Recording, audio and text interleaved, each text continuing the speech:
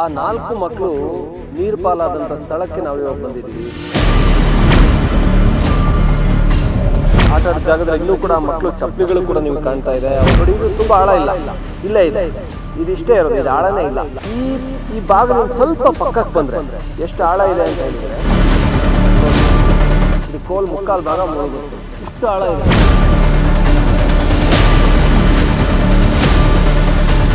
ಒಂದು 8-10 ಅಡಿ ಆಳ ಇದೆ.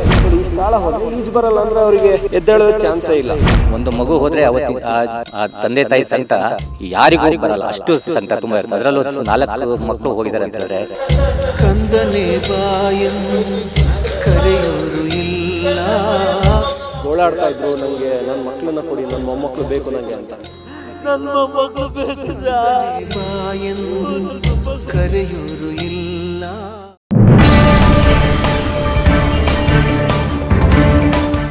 ಮೀನು ಹಿಡಿಯಲು ಹೋಗಿದ್ದ 4 ಮಕ್ಕಳು ಸಾವು. ಸ್ಥಳದಿಂದಲೇ ಪಬ್ಲಿಕ್ ಇಂಪ್ಯಾಕ್ಟ್ ಗ್ರೌಂಡ್ ರಿಪೋರ್ಟ್. 4 ಕಂದಮ್ಮಗಳ ಬಲಿ ಪಡೆದ ರಕ್ಕಸ ಕೆರೆ ಬಳಿ ಹೋದ್ರೆ ಪ್ರಾಣ ಹೋಗುತ್ತೆ, ಹುಷಾರ್. ಬೇಸಿಗೆ ಅಂತ ಕೆರೆ ಹತ್ತಿರ ಹೋಗಬೇಡಿ ಮಕ್ಕಳೇ. ಈಜಲು ಮೀನು ಹಿಡಿಯಲು ಹೋಗುವ ಮುನ್ನ ಜೋಪಾನ. ಚಿಕ್ಕಮಗಳೂರಿನ ಅರಳಗುಪ್ಪೆಯಲ್ಲಿ ಕರುಣಾಜನಕ ಘಟನೆ. ನಿನ್ನೆ ಸಂಜೆ ಚಿಕ್ಕಮಗಳೂರನ್ನೇ ತಲ್ಲಣಗೊಳಿಸಿದ ಘಟನೆ ಅದು. 4 ಮಕ್ಕಳು ಮನೆಯ ಪಕ್ಕದಲ್ಲೇ ಕೆರೆಯಲ್ಲಿ ಆಟವಾಡ್ತಿದ್ದವರು ಇದ್ದಕ್ಕಿದ್ದ ಹಾಗೆ ಕೆರೆಯಲ್ಲಿ ಮುಳುಗಿ ಹೋಗ್ತಾರೆ. ಅವರನ್ನ ಮನೆಯವರು ಅಕ್ಕಪಕ್ಕದವರು ರಕ್ಷಿಸೋ ಪ್ರಯತ್ನ ಮಾಡ್ತಾರೆ. 5 ಮಕ್ಕಳಲ್ಲಿ 4 ಮಕ್ಕಳು ಅಲ್ಲೇ ನೀರು ಪಾಲಾದ್ರೆ 1 ಮಗುವನ್ನ ಮಾತ್ರ ಬದುಕಿಸೋಕೆ ಸಾಧ್ಯವಾಗುತ್ತೆ. ಈ ಘಟನೆ ನಡೆದ ಸ್ಥಳ ಚಿಕ್ಕಮಗಳೂರಿನಿಂದ ಕೇವಲ 6 ಕಿಲೋಮೀಟರ್ ದೂರದ ಕೈಮರ ಅನ್ನುವ ಒಂದು ಪ್ರದೇಶದಲ್ಲಿದೆ. ನಮ್ಮ ಪಬ್ಲಿಕ್ ಇಂಪ್ಯಾಕ್ಟ್ ತಂಡ ಈ ಘಟನೆಯ ಜಾಡು ಹಿಡಿದು ಅಲ್ಲಿಗೆ ಹೋಯಿತು. ಅಲ್ಲಿ ಕೆರೆಯನ್ನ ನೋಡಿದ್ರೆ ಬೇಸಿಗೆಯಲ್ಲಿ ಸಂಪೂರ್ಣ ಒಣಗಿ ಹೋಗಿರೋ ಕೆರೆ ಅದು. ಅಲ್ಲಿ ನೀರು 2 ಅಡಿ ಇದೆಯೋ ಇಲ್ವೋ ಅನ್ಸುತ್ತೆ. ಆದ್ರೆ ಒಂದು ಭಾಗದಲ್ಲಿ ಕೆರೆ 2 ಅಡಿ ಕೂಡ ಇಲ್ಲದೆ ಇದ್ರೆ ಆಳ, ಮತ್ತೊಂದು ಭಾಗದಲ್ಲಿ 10-15 ಅಡಿ ಆಳ ಇದೆ. ಅಷ್ಟು ಆ ಕೆರೆಯನ್ನ ಅವೈಜ್ಞಾನಿಕವಾಗಿ ಹೂಳೆತ್ತಲಾಗಿದೆ. JCBಯಲ್ಲಿ ಮಣ್ಣನ್ನ ತೆಗೆಯಲಾಗಿದೆ. ಇದಕ್ಕೆ ಇಲ್ಲಿನ ತಮ್ಮ ಜೀವವನ್ನೇ 4 ಮಕ್ಕಳು ತೆತ್ತಿದ್ದಾರೆ. ಇದನ್ನ ಇಲ್ಲಿನ ಸ್ಥಳೀಯ ಆಡಳಿತ, ಇಲ್ಲಿನ ಸ್ಥಳೀಯ ಗ್ರಾಮಸ್ಥರು, ಪೋಷಕರು ಸೇರ್ಕೊಂಡು ಈ ಭಾಗಕ್ಕೊಂದು ಫೆನ್ಸ್ ಅನ್ನ, ಬೇಲಿಯನ್ನ ಮಾಡಿದ್ರೆ, ಇಲ್ಲಾಂದ್ರೆ ಒಂದು ಎಚ್ಚರಿಕೆ ಫಲಕವನ್ನಿಟ್ರೆ, ಪೋಷಕರು ತಮ್ಮ ಮಕ್ಕಳನ್ನ ಆ ಕಡೆ ಕಳಿಸದೆ ಎಚ್ಚರಿಕೆ ವಹಿಸಿದ್ರೆ ಮಾತ್ರ ಇಲ್ಲಿ ಯಾವುದೇ ಅನಾಹುತ ಆಗದೆ ಇರೋದಕ್ಕೆ ಸಾಧ್ಯ. ಅಂತಹದ್ದೊಂದು ಅಪಾಯಕಾರಿ ಕೆರೆ ಇದು ಅಂತ ಒಂದು ನೋಟಕ್ಕೆ ಅನಿಸೋದೇ ಇಲ್ಲ. ಆದ್ರೆ ಈ ಘಟನೆಯ ನಂತರ ಇಡೀ ಚಿಕ್ಕಮಗಳೂರೇ ತಲ್ಲಣಗೊಂಡಿದೆ. ಈ ರೀತಿ ಅನಾಹುತ ಆಗೋಯ್ತಲ್ಲ ಅಂತ ಎಲ್ಲರೂ ಕೂಡ ತಲೆ ಕೆಡಿಸ್ಕೊಂಡಿದ್ದಾರೆ. ಸದ್ಯಕ್ಕೆ ಬೇಸಿಗೆ ರಜೆ ಬೇರೆ ಇದೆ. ಪೋಷಕರು ತಮ್ಮ ಮಕ್ಕಳನ್ನ ಆಟವಾಡೋಕೆ ಕಳಿಸೋ ಮೊದಲು ಮಕ್ಕಳು ಎಲ್ಲಿ ಹೋಗ್ತಾ ಇದ್ದಾರೆ, ಆ ಸ್ಥಳ ಹೇಗಿದೆ ಅನ್ನೋದನ್ನ ತಿಳಿದುಕೊಂಡು ಮಕ್ಕಳ ಬಗ್ಗೆ ಕಾಳಜಿ ವಹಿಸೋದು ಒಳ್ಳೆಯದು. ನಿನ್ನೆ ಸಂಜೆ ಇಡೀ ಚಿಕ್ಕಮಗಳೂರು ಮಾತ್ರ ಅಲ್ಲ, ಇಡೀ ರಾಜ್ಯನೇ ಕಂಬನಿ ಹಾಕಿದಂಥ ಒಂದು ಹೃದಯ ವಿದ್ರಾವಕ ಘಟನೆ. 4 ಹಸುಗೂಸುಗಳು, ಪುಟ್ಟ ಕಂದಮ್ಮಗಳು ಕೆರೆಗೆ ಬಿದ್ದು ಪ್ರಾಣ ಕಳ್ಕೊಳ್ತವೆ. ಅದು ಆಟವಾಡ್ತಿದ್ದಂಥ ಮಕ್ಕಳು ಮನೆ ಬಳಿಯಲ್ಲಿದ್ದಂಥ ಒಂದು ಕೆರೆಗೆ ಹೋಗಿ ಪ್ರಾಣ ಕಳ್ಕೊಂಡಂಥ ಘಟನೆ ಕೈಮರ ಅನ್ನುವಂಥ ಪ್ರದೇಶದಲ್ಲಿ, ಅರಳುಗುಪ್ಪೆ ಗ್ರಾಮ ಪಂಚಾಯತಿ ಗ್ರಾಮದ ಲಿಮಿಟ್ಸಲ್ಲಿ ಬರುತ್ತೆ, ಚಿಕ್ಕಮಗಳೂರು ಪಕ್ಕದಲ್ಲೇ. ಈ ಒಂದು ಸ್ಥಳ ಹೇಗಿದೆ ಅಂದರೆ, ಆ 4 ಮಕ್ಕಳು ನೀರು ಪಾಲಾದಂಥ ಸ್ಥಳಕ್ಕೆ ನಾವು ಇವಾಗ ಬಂದಿದ್ದೀವಿ. ಯಾವ ರೀತಿ ಆಯಿತು ಆ ಘಟನೆ ನಾನು ನಿಮಗೆ ತೋರಿಸುವಂಥ ಪ್ರಯತ್ನ ಮಾಡ್ತೀನಿ. ಆ ಕೆರೆ ಭಾಗದಲ್ಲಿ ನಾವಿದ್ದೀವಿ, ನೀವು ನೋಡ್ತಾ ಇದ್ದೀರಾ. ಆ ಮಕ್ಕಳು ಏನು ಇಲ್ಲಿ ಆಟ ಆಡಿದಂಥ ಜಾಗ ಇದು. ಆಟ ಆಡಿದ ಜಾಗದಲ್ಲಿ ಇನ್ನೂ ಕೂಡ ಮಕ್ಕಳು ಚಪ್ಪಲಿಗಳು ಕೂಡ ನಿಮಗೆ ಕಾಣ್ತಾ ಇದೆ. ಅವರು ಆಟ ಆಡಿ ಕೆರೆಗೆ ಇಳಿದು ಆಮೇಲೆ ಶವವಾಗಿ ಅವ್ರನ್ನ ತೆಗೆದ ಮೇಲೆ ಅವರ ಚಪ್ಪಲಿಗಳೆಲ್ಲ ಇಲ್ಲೇ ಇದೆ. ಯಾಕೆಂದರೆ ಕುಟುಂಬದವರಿಗೆ ಅಷ್ಟು ನೋವಿದೆ. ಆಸ್ಪತ್ರೆ ಮುಂದೆ ಕೂಡ ಅಷ್ಟು ಕುಟುಂಬದವರು ಆಕ್ರಂದನ ನಾವೆಲ್ಲ ನೋಡಿದ್ವಿ. ಈ ಕೆರೆ ನೋಡಿದರೆ ಇಲ್ಲಿ ಹತ್ತಿರದಲ್ಲಿ ನೋಡಿದರೆ ತುಂಬ ಕಡಿಮೆ ಇದೆ, ಇದೇನು ಎತ್ತರ ಇಲ್ಲ, ಇಲ್ಲೇ ಇದೆ ನೀರು. ನಾನು ನಿಮಗೆ ಕೋಲಿನ ಮೂಲಕ ತೋರಿಸೋ ಪ್ರಯತ್ನ ಮಾಡ್ತೀನಿ. ನೋಡಿ, ಇದು ತುಂಬ ಆಳ ಇಲ್ಲ, ಇಲ್ಲೇ ಇದೆ, ಇದಿಷ್ಟೇ ಇರೋದು, ಇದು ಆಳನೇ ಇಲ್ಲ. ಆದರೆ ಈ ಭಾಗದಿಂದ ಸ್ವಲ್ಪ ಪಕ್ಕಕ್ಕೆ ಬಂದರೆ, ಈ ಎಡ್ಜಿಗೆ ಬಂದರೆ ನೋಡಿ, ಇದು ಎಷ್ಟು ಆಳ ಇದೆ ಅಂತ ಹೇಳಿದರೆ ನೋಡಿ, ಇಡೀ ಕೋಲ್ ಮುಕ್ಕಾಲು ಭಾಗ ಮುಳುಗುತ್ತೆ, ಇಷ್ಟು ಆಳ ಇದೆ. ಅಂದರೆ ನೇರವಾಗಿ ಹೋದರೆ ಒಂದು ಇಷ್ಟು ಆಳ ಇದೆ, ನೀವು ಯೋಚನೆ ಮಾಡಿ. ಒಂದು 8-10 ಅಡಿ ಆಳ ಇದೆ ಇದು.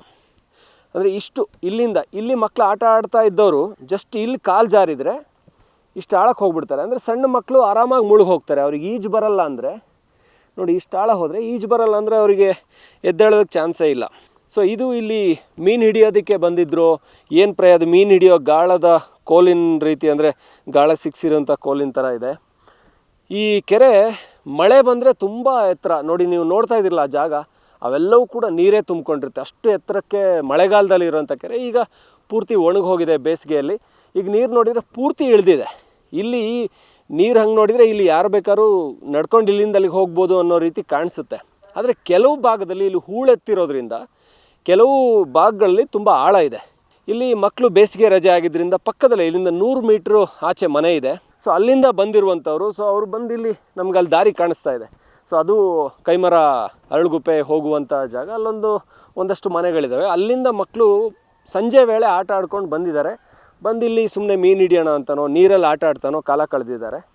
ಆಮೇಲೆ ನೋಡಿ ಇಲ್ಲಿ ಕಾಣ್ತಾ ಇರುವಂಥ ಈ ತಗ್ಗಿರುವಂಥ ಭಾಗ, ಇದು ಒಂದು 5ರಿಂದ 10 ಅಡಿ ಅಂತೂ ಆಳ ಇದೆ. ಬಹುಶಃ ಅಲ್ಲಿಗೆ ಹೋದರೆ ಅಷ್ಟು ಆಳದಲ್ಲಿ ಮಕ್ಕಳು ಬದುಕುಳಿಯುವಂಥ ಸಾಧ್ಯತೆ ಇಲ್ಲ. ಹಾಗಾಗಿ ಈ ಘಟನೆ ಆದಮೇಲೆ ಇಡೀ ಕುಟುಂಬಸ್ಥರು ಎಷ್ಟು ಕಣ್ಣೀರು ಹಾಕಿದರೂ ಏನೂ ಪ್ರಯೋಜನ ಇಲ್ಲ. ಯಾಕಂದರೆ ಇಂಥ ಸಮಯದಲ್ಲಿ ಬೇಸಿಗೆ ರಜೆಯಲ್ಲಿ ಮಕ್ಕಳ ಮೇಲೆ ಒಂದು ಕಣ್ಣಿಟ್ಟಿರಬೇಕು.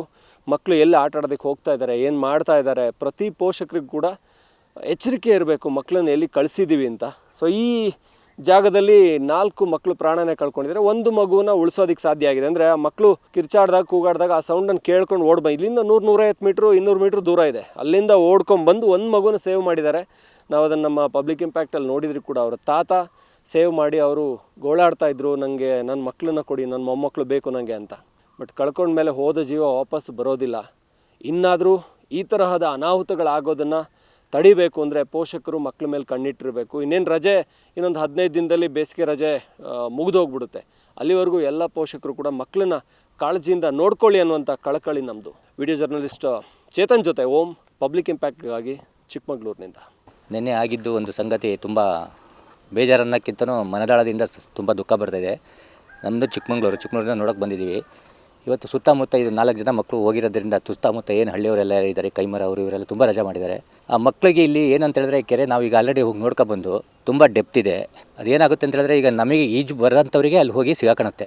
ಗುಂಡಿ ಅದು ಇದು ತುಂಬ ಇಲ್ಲೆಲ್ಲ ಆಳ ಇದು ಮಾಡಿ JCB ಅವರೆಲ್ಲ ಮಣ್ಣು ಎತ್ಬಿಟ್ಟು ಕೆಸರೆಲ್ಲ ಆಗೋಗಿದೆ. ಸೊ ಇದರಿಂದ ಏನಾಗಿದೆ ಗೊತ್ತುಂಟ, ಮಕ್ಕಳು ಅಂತಲ್ಲ ದೊಡ್ಡವ್ರು ಹೋದ್ರೂ ಸಹ ಅಲ್ಲಿ ಅಪಘಾತ ಆಗೋ ಚಾನ್ಸಸ್ ಇದೆ.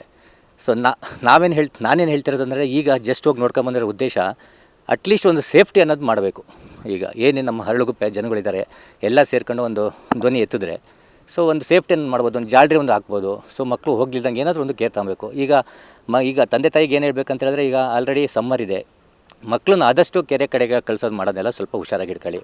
ಒಂದು ಮಗು ಹೋದರೆ ಆ ತಂದೆ ತಾಯಿ ಸಂಕಟ ಯಾರಿಗೂ ಬರಲ್ಲ, ಅಷ್ಟು ಸಂಕಟ ತುಂಬ ಇರುತ್ತೆ. ಅದರಲ್ಲೂ 4 ಮಕ್ಕಳು ಹೋಗಿದ್ದಾರೆ ಅಂತ ಹೇಳಿದ್ರೆ ಇವತ್ತಿನ ದಿವಸ ಚಿಕ್ಕಮಗಳೂರಿಗೆ ನಮಗೆ ಒಂಥರ ಬೇಜಾರಾಗ್ತಿದೆ, ಚಿಕ್ಕಮಗಳೂರು ಜನತೆಗೆ ಬೇಜಾರ. ಸೊ ಇವತ್ತಿನ ಜಿಲ್ಲಾ ಏನಿದೆ, ಸರ್ಕಾರ ನಮ್ದು ಏನಿದೆ, ಸ್ವಲ್ಪ ಇಲ್ಲಿ ಬಂದುಬಿಟ್ಟು ಕರೆಕ್ಟಾಗಿ ಏನಿದೆ ವ್ಯವಸ್ಥೆ ನೋಡ್ಕೊಂಬಿಟ್ಟು ಸೊ ಏನಾದರೂ ಒಂದು ಸೇಫ್ಟಿ ಒಂದು ಮಾಡಿಕೊಡಿ ಈ ಹಳ್ಳಿಗೆ. ಇದು ಯಾಕಂದರೆ ಇದು ತುಂಬ ಡೇಂಜರ್ ಇದೆ. ಸೊ ಯಾರು ಇಲ್ಲಿ ಸಂಬಂಧಪಟ್ಟಂಥ ಅಧಿಕಾರಿಗಳಿದ್ದಾರೆ, ಸೊ ಯಾರೇ ಆಗಿರಲಿ, ಸೊ ತಹಸೀಲ್ದಾರು ಅಧಿಕಾರಿಗಳು ಎಲ್ಲ ಬಂದುಬಿಟ್ಟು ಇಲ್ಲೊಂದು ಸ್ವಲ್ಪ ನೋಡಿಬಿಟ್ಟು ಅವ್ರ ಮನೆ ಹತ್ರ ಬಂದುಬಿಟ್ಟು ಸ್ವಲ್ಪ ಅವರಿಗೆ ಸಂತಾಪ ಏನೇನು ಆಗಬೇಕು ಅಂತ ಕೇಳ್ಕೊಂಬಿಟ್ಟು ಒಂದು ಸ್ವಲ್ಪ ವ್ಯವಸ್ಥೆ ಮಾಡಿಕೊಡೋದು ನಮ್ಮ ಇಲ್ಲಿನ ಒಂದು ಲೋಕಲ್ದ ಒಂದು ಮಾತು. ನನಗೆ ಥೈರಾಯ್ಡ್ ಇದೆ, ದಪ್ಪ ಆಗ್ತಾ ಇದ್ದೀನಿ. PCOD ಪ್ರಾಬ್ಲಮ್ ಇದೆ, ದಪ್ಪ ಆಗ್ತಾ ಇದ್ದೀನಿ. ಜೊತೆಗೆ BP ಶುಗರ್ ಸಮೇತ ಇದೆ, ನಾನು ದಪ್ಪ ಆಗ್ತಾ ಇದ್ದೀನಿ. ನಾನು ಸಣ್ಣ ಆಗಬೇಕು ಅಂತ ಯೋಚನೆ ಮಾಡ್ತಿದ್ದೀರಾ? BP ಶುಗರ್ ಕಂಟ್ರೋಲ್ ಆಗೋದ್ ಜೊತೆಗೆ ಥೈರಾಯ್ಡ್ ಕಂಟ್ರೋಲ್ ಆಗಬೇಕು, PCODನೂ ನಾರ್ಮಲ್ ಆಗಬೇಕು ಅಂದ್ರೆ ನಮ್ಮ ಜೀನಿಯರ್ ಸ್ಲಿಮ್ ನ ಯೂಸ್ ಮಾಡಿ ಯಾವುದೇ ಸೈಡ್ ಎಫೆಕ್ಟ್ ಇಲ್ದಂಗೆ ಸಣ್ಣನೂ ಆಗ್ತೀರಾ, ಹೆಲ್ತಿಯಾಗೂ ಇರ್ತೀರಾ. ಇಂತಹ ನೈಜ ಕುತೂಹಲ ಭರಿತ ಸುದ್ದಿಗಳು ನಿಮಗೆ ಸಿಗಬೇಕಂದ್ರೆ ರಾಜ್ಯದ ಪ್ರತಿಷ್ಠಿತ ಜನಪರ ಡಿಜಿಟಲ್ ಸುದ್ದಿ ಮಾಧ್ಯಮ ಪಬ್ಲಿಕ್ ಇಂಪ್ಯಾಕ್ಟ್ ಚಾನೆಲ್ ಅನ್ನು ಯೂಟ್ಯೂಬ್ನಲ್ಲಿ ಸಬ್ಸ್ಕ್ರೈಬ್ ಮಾಡ್ಕೊಳ್ಳಿ. ವಿಡಿಯೋ ಇಷ್ಟವಾದರೆ ಲೈಕ್ ಮಾಡಿ, ನಿಮ್ಮಿಷ್ಟದವರಿಗೆ ಶೇರ್ ಮಾಡಿ ನಮ್ಮನ್ನು ಪ್ರೋತ್ಸಾಹಿಸಿ. ಹಾಗೆಯೇ ಫೇಸ್ಬುಕ್ನಲ್ಲಿ ಪಬ್ಲಿಕ್ ಇಂಪ್ಯಾಕ್ಟ್ ಫಾಲೋ ಮಾಡೋದನ್ನು, ಇನ್ಸ್ಟಾದಲ್ಲಿ ಜೊತೆಯಾಗೋದನ್ನು ಮಿಸ್ ಮಾಡಬೇಡಿ. ಜಾಹೀರಾತು ಹಾಗೂ ಬಿಸ್ನೆಸ್ ಪ್ರಮೋಷನ್ಗಾಗಿ ಸಂಪರ್ಕಿಸಿ 9606037450 ಅಥವಾ 9353224116. ಇದು ಪಬ್ಲಿಕ್ ಇಂಪ್ಯಾಕ್ಟ್, ಜನಶಕ್ತಿಯೇ ನಿರ್ಣಾಯಕ.